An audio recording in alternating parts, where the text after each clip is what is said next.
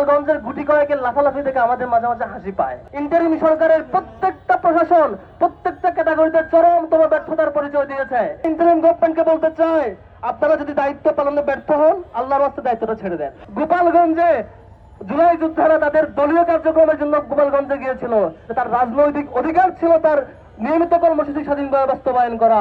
কিন্তু আওয়ামী লীগের ক্যান্টনমেন্ট খ্যাত সকল সন্ত্রাসীদের আশ্রয়দাতা জেলা গোপালগঞ্জে তারা আশ্রিত ছিল, তারা সবাই মিলে সন্ত্রাসী হামলা করেছে। ইন্টারিম গভর্নমেন্ট এখানেও ব্যর্থতার পরিচয় দিয়েছে। 11 মাস পার হওয়ার পরে ইন্টারিম গভর্নমেন্ট, যাদেরকে আমরা রক্তের উপর বসিয়েছি, তারা জায়গায় জায়গায় ব্যর্থতার পরিচয় দিচ্ছে।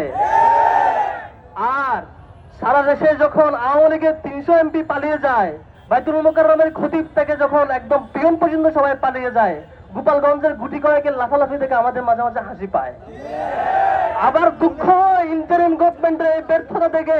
ইন্টারিম সরকারের প্রত্যেকটা প্রশাসন প্রত্যেকটা ক্যাটাগরিতে চরমতম ব্যর্থতার পরিচয় দিয়েছে। আগস্টে আমরা দেখেছি ঢাকা বিশ্ববিদ্যালয় ভিসি সহ সারা বাংলাদেশের প্রত্যেকটা বিশ্ববিদ্যালয় প্রশাসন নতুন করে পুনর্গঠন হয়েছিল। আমরা মনে করেছিলাম 2024 সালে বোধ হয় ডাকসু আমরা পাবো, কিন্তু আদৌ আমরা ডাকসুর সন্ধান পাই নাই। এখন নানান নাটক আমরা দেখতে পাচ্ছি। ইন্টারিম সরকারের আরেকটা এক্সটেনশন ঢাকা ইউনিভার্সিটি প্রশাসন, এখানেও ব্যর্থতার পরিচয় দিয়েছিল। আজকে গোপালগঞ্জে জুলাই যোদ্ধারা তাদের দলীয় কার্যক্রমের জন্য গোপালগঞ্জে গিয়েছিল, তার রাজনৈতিক অধিকার ছিল তার নিয়মিত কর্মসূচি স্বাধীনভাবে বাস্তবায়ন করা।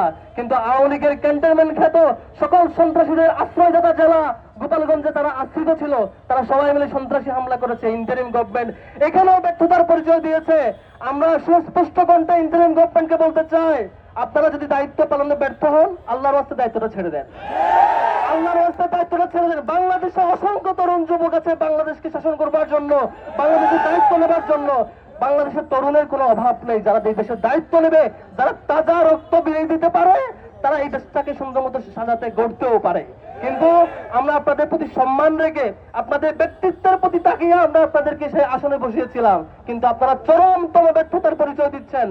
আমরা ইন্টারিম গভর্নমেন্টকে শেষবারের মতো সতর্ক করতে চাই, জুলাইয়ের 11 মাস পার হয়ে গেছে।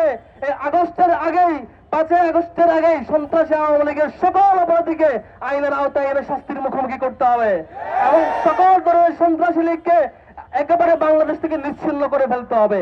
যদি ইন্টারিম গভর্নমেন্ট সন্ত্রাসীদেরকে এখনো আশ্রয় দেয়, সন্ত্রাসীদেরকে তাকিয়ে এখনো ইন্টারিম গভর্নমেন্ট তার নীরব কর্মসূচি বহাল রাখে, তাহলে আমরা ছাত্র শিবিরের পক্ষ থেকে, ছাত্র জনতা থেকে সামনে দিয়ে ইন্টারিম গভর্নমেন্টের বিরুদ্ধে নামতে বাধ্য হব।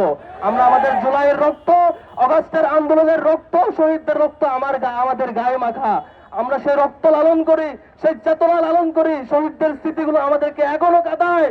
শহীদদের রক্তের দিকে একটু তাকাবেন প্লিজ। আপনারা বড় বড় চেয়ারে বসছেন, বড় বড় দায়িত্ব বসছেন, শহীদের ত্যাগগুলো ভুলে যাবেন না। আমরা শেষবারের মতো সতর্ক করতে চাই, যদি বাংলাদেশ সরকার কিংবা বাংলাদেশ সরকারের অন্যান্য এক্সটেনশন আরো বিভিন্ন পর্যায়ে যারা প্রশাসন, বিশ্ববিদ্যালয় প্রশাসন সহ সকল পর্যায়ের যারা দায়িত্বরত ব্যক্তিবর্গ আছেন, জুলাইয়ের সত্যিকারের যে চেতনা, জুলাইয়ের যে অনুভূতি, শহীদদের যে রক্তের দাবি, সেটা যদি পালন করতে না পারেন, আমরা আপনাদের বিরুদ্ধে সত্যিকার অর্থেই মাঠের আন্দোলনে নামতে বাধ্য হব।